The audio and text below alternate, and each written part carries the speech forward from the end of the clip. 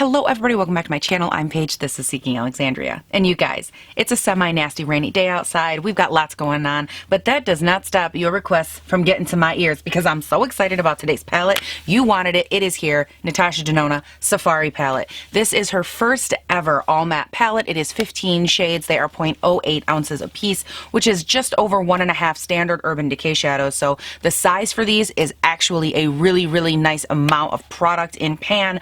The palette itself, $129. I know. I did pick mine up from the Beautylish website where it is still in stock. It does have 4.5 out of 5-star reviews for this guy right here.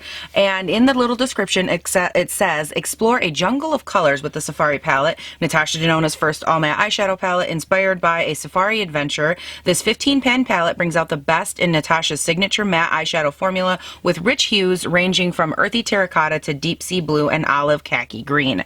Now, here's my thing with this.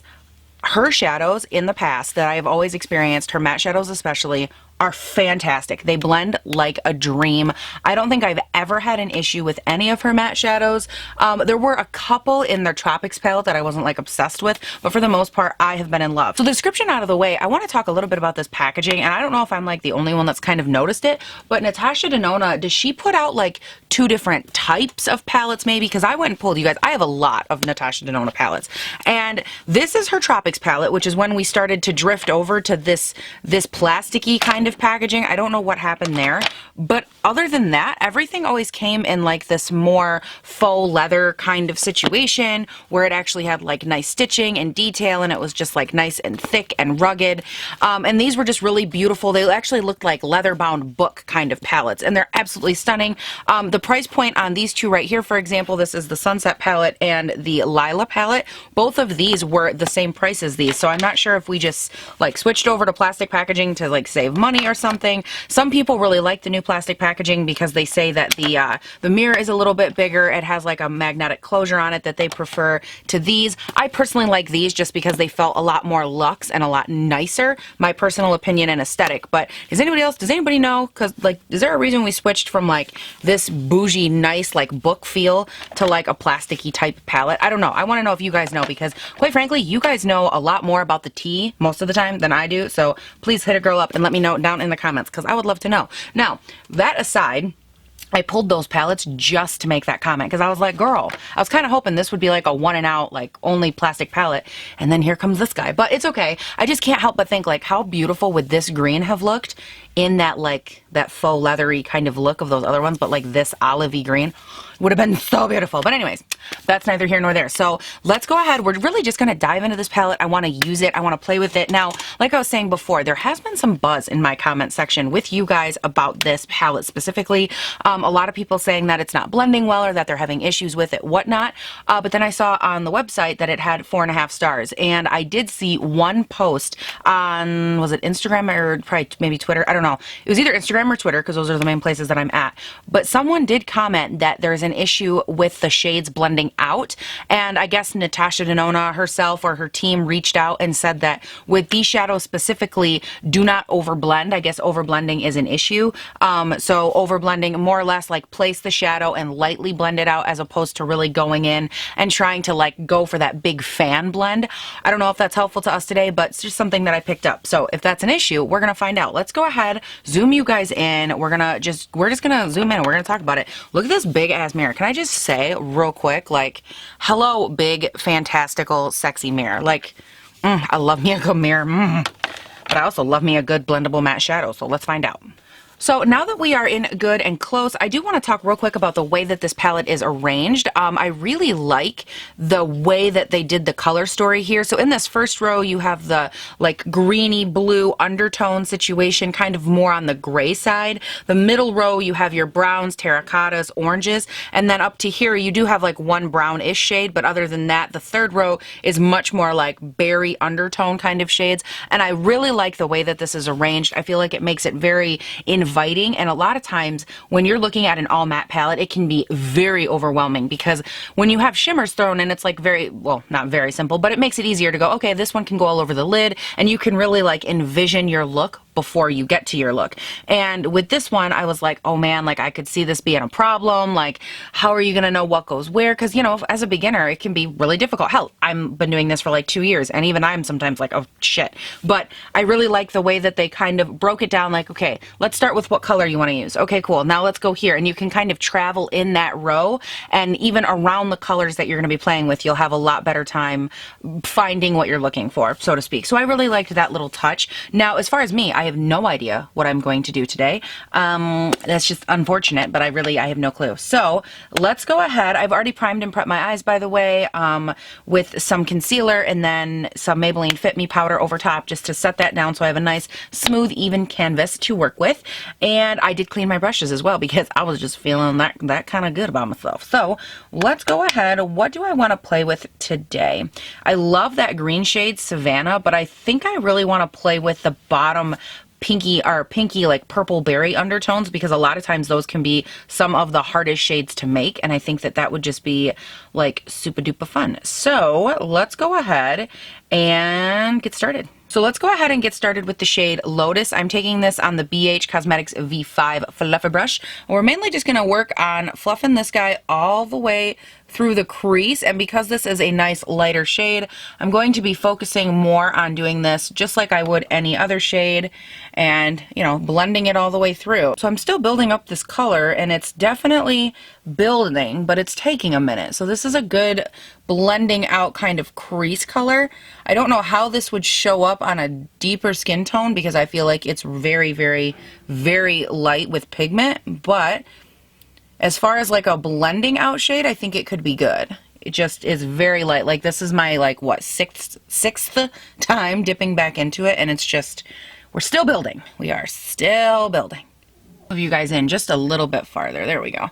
Now, while I am doing this blend, let's go ahead and go through the swatches in this palette real quickly. You have row 1, which is like, again, all those more gray or blue undertones.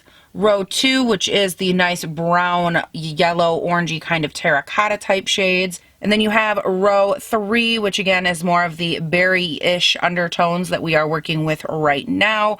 All together, though, the shades do seem like they would all work very, very nicely together. They were very, very rich with pigment. They swatched absolutely beautifully. Like, oh my God, did they swatch nicely. I was very impressed with how smooth and creamy and velvety these things felt. Like, I really, really liked them. So let's go ahead. Actually, I'm thinking same brush. I want to take this shade Masai. I'm going to pronounce all of these wrong. And I'm going to take that, and we're going to primarily pop this guy right out toward the outer V, I think, and then lightly pull it over. Wow, you guys, this is blending beautiful. It's building beautiful. This is looking really good. Hello. Your girl is really liking the situation we have going on. I wish I knew what I was going to do. That would have been cool to figure out. But that's all right. I haven't done an all matte shadow look in, I literally could not tell you the last time. So real quick, you guys, I am going to switch over to the BH number 7 brush. Now this is from the Rose Quartz collection, this one right here from BH Cosmetics, and I love this brush so much for like inner detail work. And I'm going to take that same shade, that Masai shade, I'm going to pop it right on in this inner corner. Okay, if I'm not taken away in Noah's Ark with the rest of the animals. Seriously, do you hear that? I don't know if that's going to pick up on the mic or not, but sweet Jesus. You know what? I see what they're saying when they talk about using like a smaller brush and really patting it onto the eye, because in this inner corner, it just got so nice and like deep in color because I'm using a much smaller brush and really patting it in. So I'm just adding that same definition to the outer V. But wow, I didn't think it would make that big of a difference. Holy crap. Ooh, we are looking good and deep and fresh and good. Ooh, yeah. Ooh, yeah. Okay, I don't know. I don't know what that was. I'm sorry. I apologize.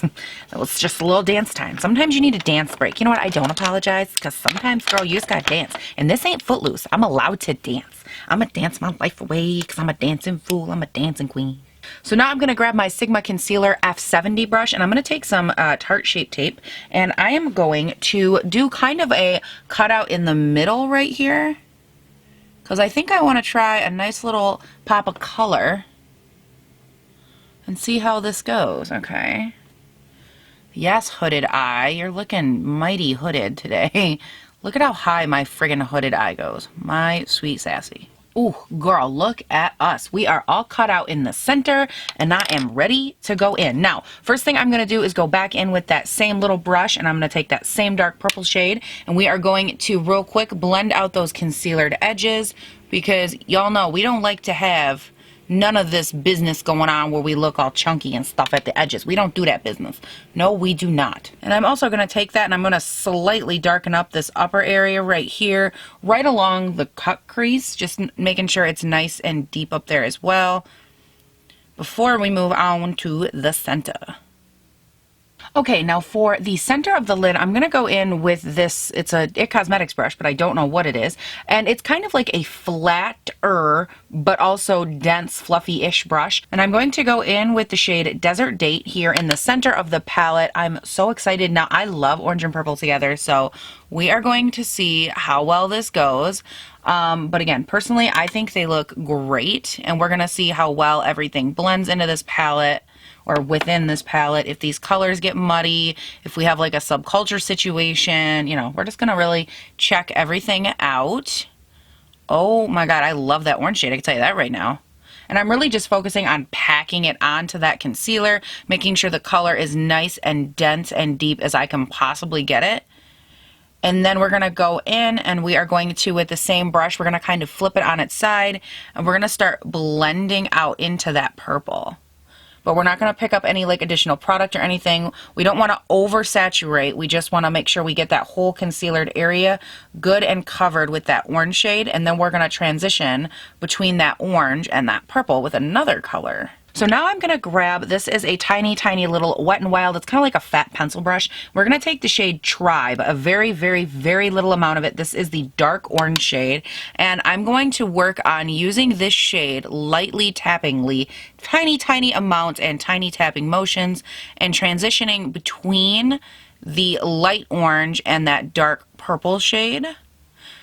Again, I feel like the transition from like orange to purple can be so freaking beautiful as long as you do it right. If you try to go in and force it, it's not going to work, which is why I'm really trying to make sure that I finesse these colors. I could have done like, okay, here's my thing with you guys, real tea, 100% real.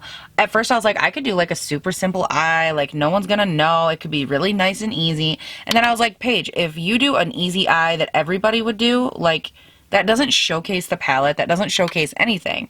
But if maybe you pair a couple of unlikely colors together and you really get into it, maybe you're going to uncover like the secrets of this palette and why it looks so aesthetically pleasing, but maybe why people don't love it so much. So far though, I haven't had any issues. I feel like everything is blending so beautifully. Like all of these colors are going together so well. I'm really loving this. And like you can tell a very like nice difference between the purples and the oranges and the light orange in the center. Nothing is really getting muddied out and looking like patchy or anything. This is looking very nice.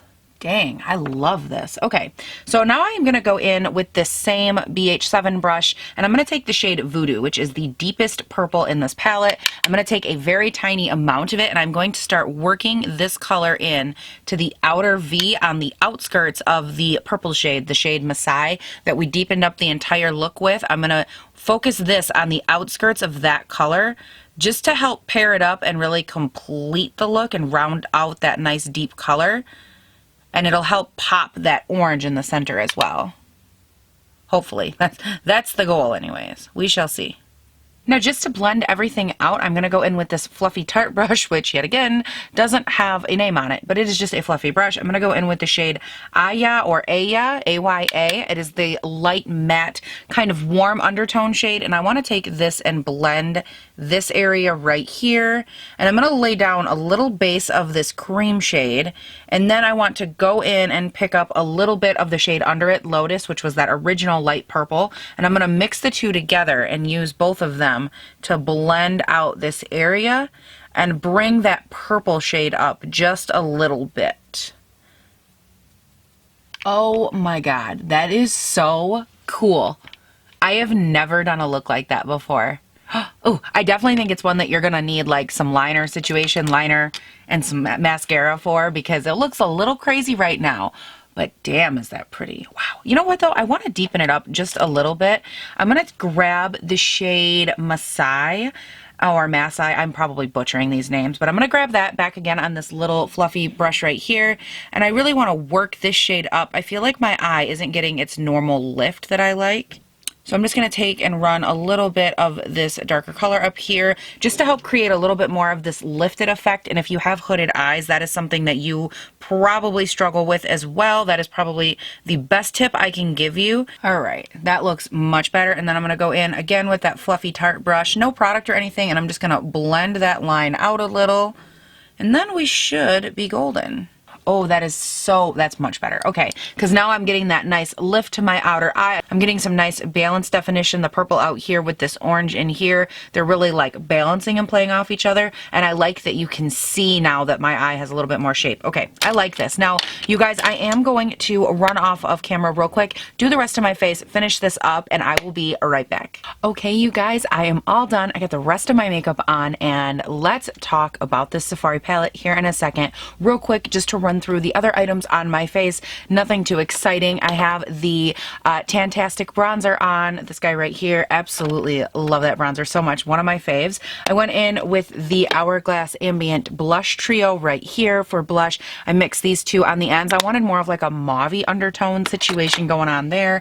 For highlight, I went in with my Physicians Formula Brick, and I mainly focused on like this top row, you know, nice light shades. And then I wanted to brighten up like my inner corner, my arch, and then a tiny bit on my upper cheekbone with my Ofra Nikki Tutorials Glazed Donut. Love that.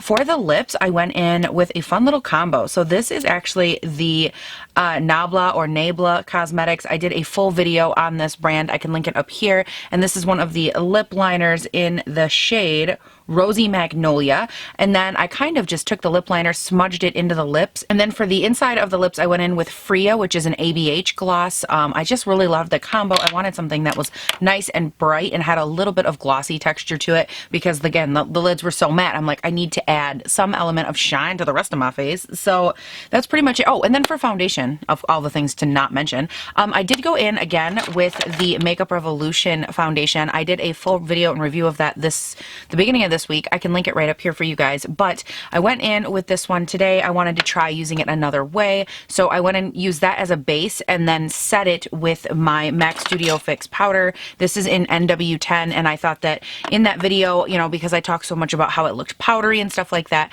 I wanted to change up the face products that were kind of around that foundation and see how it looks. And right now, actually, it looks really nice, so that's good. Now, let's go ahead and chit-chat a little bit about this palette. So here's the thing, you guys. When I was off camera, I've told you guys this a few times, but when I go off camera, I do use the palette or the colors or whatever I'm playing around with. I use it differently than I did on video. So for example, for this eye, I did it on camera. I did it correctly, what I thought would be like the correct application. Everything blended and went on amazing, and I had no issues. So for this side, I wanted to play around with what they said was kind of the wrong way, which would be like that more haphazard way of applying eyeshadow. We're just going in there and, you know, blending everything out and just not being so precise and so specific about it. And what I found is that if you had an issue with this palette, that is probably why. Because doing this eye off of camera, using that technique, not being as precise, not being as light-handed, and not making sure to really place the shadow down where I want it and then blend out lightly from there, that made a big difference. On this eye, I went in with bigger fluffy crease brushes. I went in with wider strokes. I went in with just a larger array, basically, of shadows and blending and normal ways that I would blend. And what I found is that it did become patchier and it did have a lot more issues with pigmentation. So if you do pick this up, it is an amazing palette. It did blend great and I didn't have any issues with it, again, as long as I used it the way that they recommend, which is more closely placing the shadow on your eye or wherever you want it and then lightly blending out, as opposed to going in with that big fluffy brush and really just getting in there and working it through the crease. That works nice for like the first color, but as soon as I dove into that deeper purple shade and started to try, it just was like no dice. Don't get me wrong, I think both eyes ended up looking absolutely stunning. I really love this eye look. I think it's fun and different and something that I don't think I've ever done, which is awesome. So I love it. I'm glad that I played around around with the different ways of blending this one in particular, because I think the way that you work with these shadows is going to be very important to the process. So as far as the shadows themselves, they blended great. They worked really well. I love, love, love the way that they stacked on top of each other in such a way that it wasn't patchy, it wasn't pulling, it wasn't clinging. They didn't muddy together. You could really see the distinction between the light orange, the medium orange, the purple, the dark purple. You know, you could really see all of those colors really come through and work together and not deter from each other, which is what I look for in a shadow, especially when you're going to start playing with deeper matte shadows, because again, once they get dusty, you can really start to have an issue with them just coming together and not looking good. And I didn't have that with this palette. I had, honestly, a really good time with it. I love it. I would definitely use it more in the future. I love I love Natasha Denona shades. I don't have hardly anything negative to say about a lot of them. The one that I would say if I had to pick like a least favorite palette was probably the Tropics palette, but I think just like this palette, you just kind of have to get to know it a little bit, and they are super high quality. So do I think you need to spend $129 on a palette?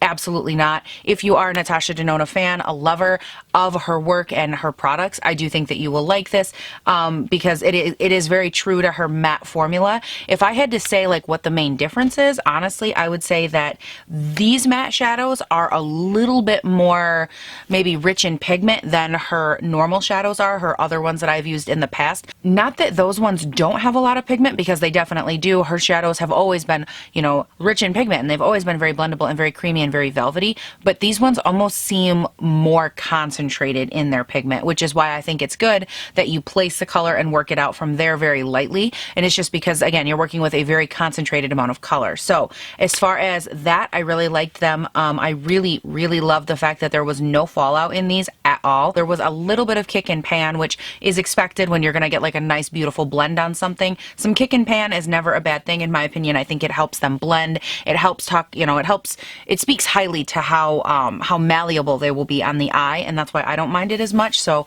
overall, I know there has been a lot of speculation with this palette, a lot of issue, and I can tell you, as far as the shadows I used, I didn't have any issues. I really, really enjoyed it.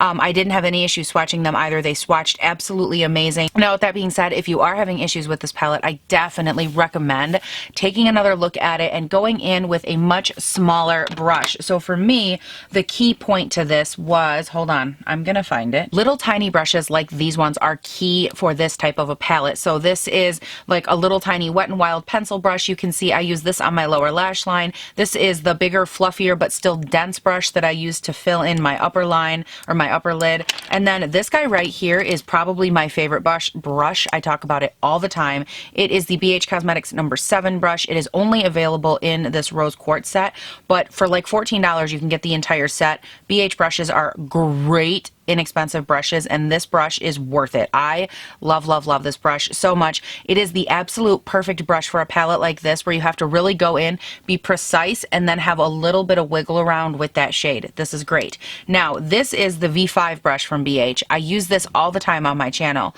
Brushes like this that are larger and fluffy, you will not have as much of a use for in this palette. You will want to stick to smaller, more dense brushes, or just brushes that have a smaller reach. Brushes, again, like this one that have a much smaller bap and then a little tiny bit of blending, versus one like this where it's going to go bam and it's going to be a big old blend when you put it into your crease. So if you're having any issues with it, try reaching for smaller brushes. Try being very precise or more precise with your movement, and I think that that'll make a world of difference, because going into this, if I hadn't known what I knew, I would have done my eye like I tried to do this one off of camera, and it would have been a mess. So definitely give that a try. Now, if you guys are curious about what I did on my lower lash line, I went in with the shade Desert Date, and that is just a light orange that I kind of smoked all over the lower lash line.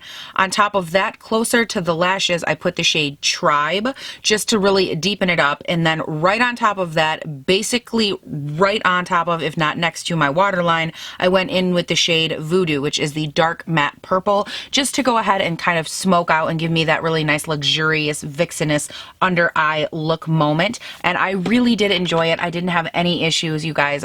I really like this palette. Leave me all of your thoughts down below. Did you pick it up? Have you been having issues? That kind of thing. I always love to hear from you guys because I like hearing other people's experiences, and I like knowing what type of situations we're working with out in the world, because I only have one palette out of like millions that were produced. So let me know your guys' thoughts down below. Now, while you're down there leaving all those comments, please do not forget to check out my Instagram and my Twitter account. That is where I do the bulk of my communicating with you guys. You'll see previews of like videos to come, and we just hang out. I do polls, that kind of stuff, because I love hanging out and talking with you guys, and I do upload 5 days a week. So if you liked me, my personality, my jam, and if you can get down with it, if you can get down with it, what is this, the 90s? Oh God, if you want to hang out and you want to like subscribe, that would be great. 5 videos a week, Monday through Friday. They go up nice and early, 6 a.m. my time, which is Northern Michigan. Hello, hi. So let me know what you guys think down below, and I will see you guys on the next one. Please do not forget to have a great day, night, weekend, whatever it is when you're watching this. And like I said, I'll see you in the next one. Bye. Packaging. Okay, wait, no, stop. My fucking nose itches. What is wrong with me? Oh, there's a hair. There's a cat hair on my nose. I'm coming for you, little. Ah, that was my mirror. Damn it. Why can I not stay scooched up here? Thank you. So there was some buzz in my comment section of a couple videos talking about this guy right here. And unless you are more buzz, I suggest you shut up. Cover yourself up, ma'am. Have some respect. Tell ya. Damn bra straps.